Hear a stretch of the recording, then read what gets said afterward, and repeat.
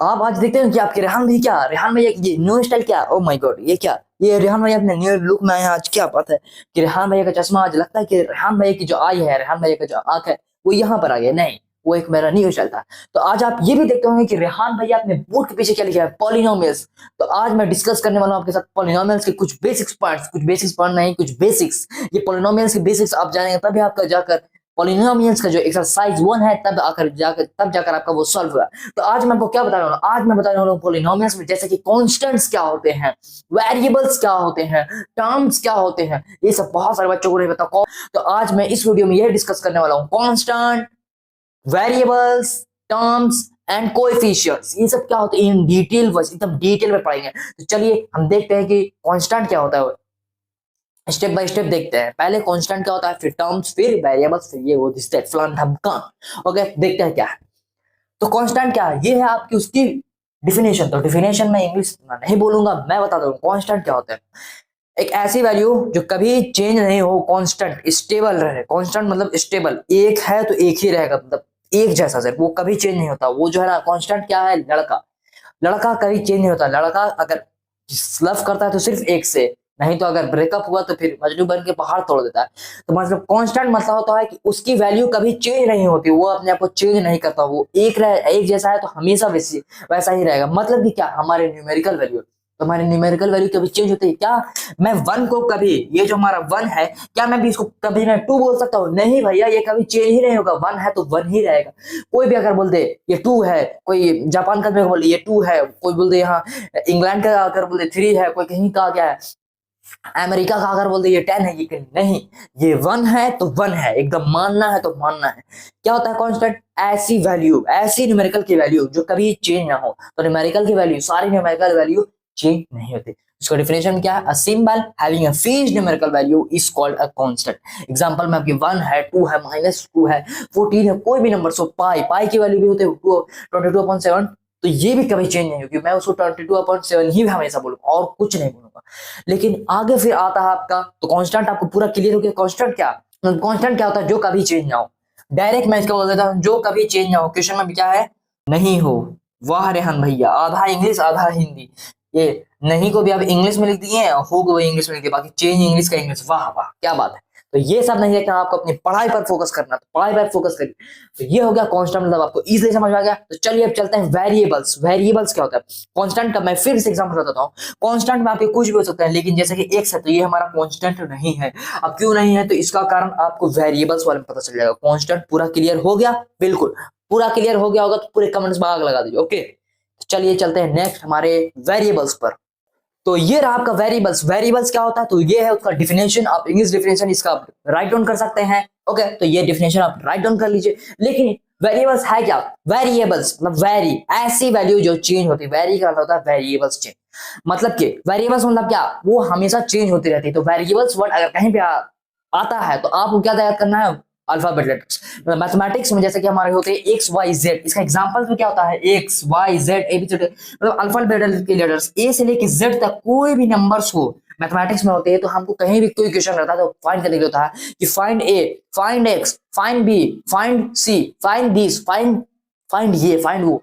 तो क्या होता है, कभी हमारी एक्स की वैल्यू, लेट दैट वन के लिए कोई क्वेश्चन है, तो कभी हमारी एक्स की वैल्यू जो आएगा हमारा 1 आएगा, कभी हमारी एक्स की वैल्यू आ जाएगा -10 आ जाएगा, कभी हमारी एक्स की वैल्यू का जो मान आता है मतलब वैल्यू आता है तो कभी हमारा 100 आ जाएगा, कभी कुछ आएगा, कभी 1/2, कभी ये 1/√2 आ जाएगा, कुछ भी आ सकता है। तो ये देख रहे हैं ना कि एक्स की वैल्यू जो हमारी आ रही है, मतलब अल्फाबेट्स जो लेटर्स हमारे होते हैं उनकी जो वैल्यू निकलती है मैथ्स में, मैथ्स के क्वेश्चन में, तो वो हमेशा चेंज होते रहते हैं। कभी 1 निकलेगा, कभी 2 निकलेगा, कभी -1000 निकलेगा, कभी √4 निकलेगा, कभी √7 -3 निकलेगा। क्या क्या वैल्यू निकलते हैं, हम लोग एक्सपेक्ट भी नहीं कर सकते कैसी कैसी वैल्यू निकलती है। ओके तो वेरिएबल्स मतलब क्या होता है, जो हमेशा चेंज होता है।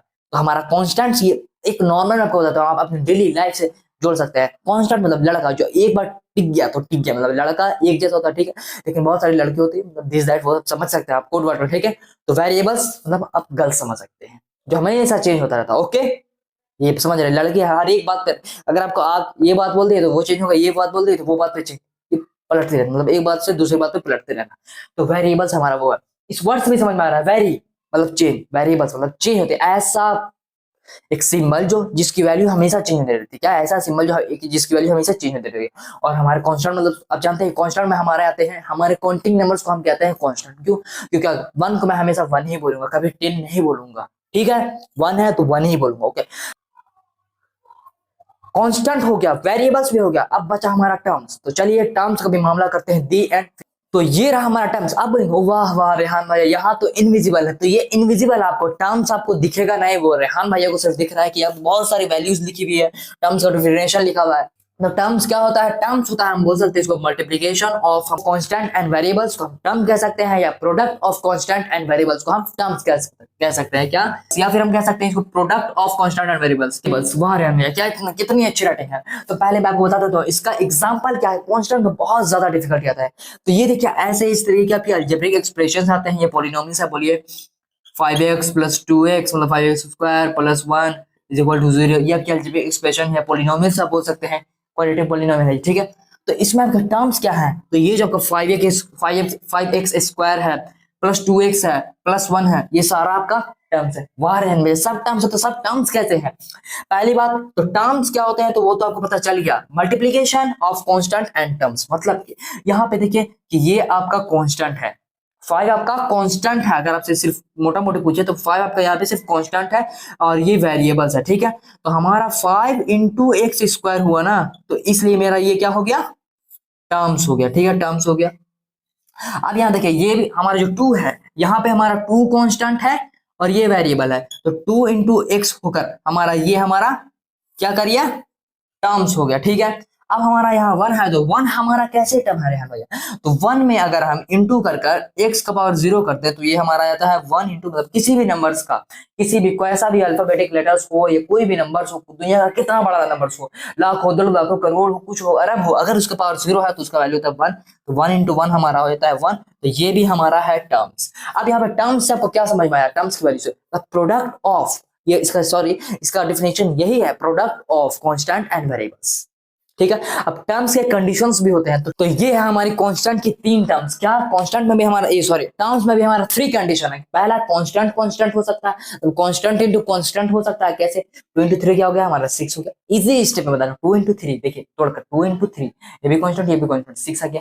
6 को अगर इंटू मैं x² करता हूं पावर पर, तो हमारा वही वैल्यू 1 आता है। तो 6 = 6 हमारा, मैंने प्रूव भी कर दिया, 6 जो हमारा है वो हमारा टर्म्स है। यहाँ आपको मैं प्रूव भी हो गया। अब देखिए कांस्टेंट वेरिएबल्स, ये वाला तो आप जानते ही हैं कि कांस्टेंट एक रहेगा 5 एंड x, एक वेरिएबल्स रहेगा तो 5x हो गया, ये तो हमारा है ही टर्म्स। ठीक है, थर्ड कंडीशन क्या है? Variables into variables. तो एक हमारा x × x, तो x × x हमारा x² हो गया, और x² के हमारा आगे क्या है?